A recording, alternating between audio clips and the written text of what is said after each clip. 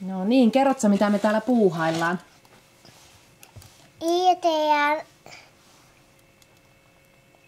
En tiedä mitä nämä on. Irrotellaan. Mitäs ne on? Mitä me irrotellaan? Puolukan lehtiä. Puolukan lehtiä irrotellaan sinne purkkiin. Kerrotaanko vielä, että miksi me niitä irrotellaan? Muistatko? Joo. Tekeekö äiti niistä sitten teetä? Joo. Joo. Mä oon käynyt noin viikko sitten keräämässä näitä puolukan lehtiä.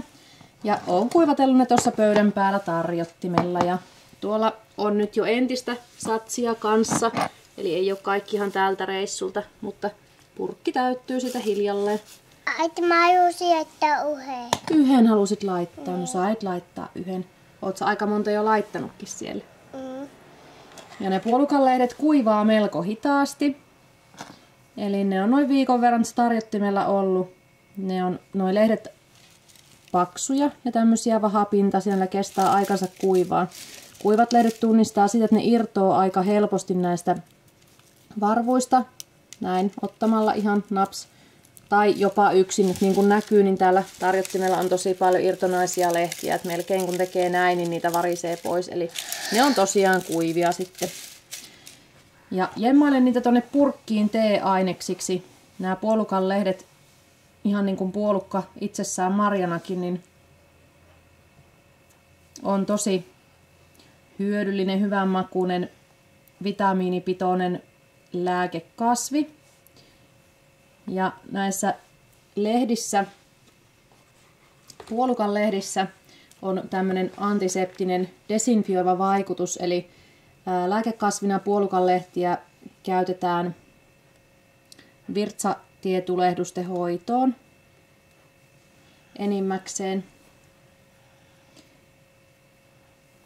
Eli näissä virtsatievaivoissa kaikenlaisissa ne desinfioi ja parantaa tulehduksia ja sitten edistää tätä virtsan eritystä paljon, mikä on tietysti tärkeää virtsatievaivoissa. Ja näissä lehdissä on tosi paljon parkkiaineita, flavondeja ja kivennäissuoloja, joka sitten saa aikaan tämän vaikutuksen.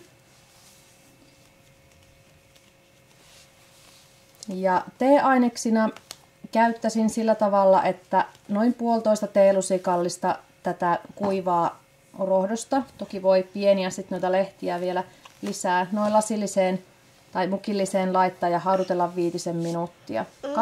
2-3 kertaa päivässä lääkinnällisissä käytössä käytetään sitten suurin piirtein. Jatketaanko me näitä puuhia sitten vielä? Joo. Joo, jatketaan. Ruvetaan laittamaan lisää kuppia. Eiks niin? En mä halua enää. Ai, sä et jaksa enää. Hyvä. Hyvää äitienpäivää. Kiitos. Moi moi.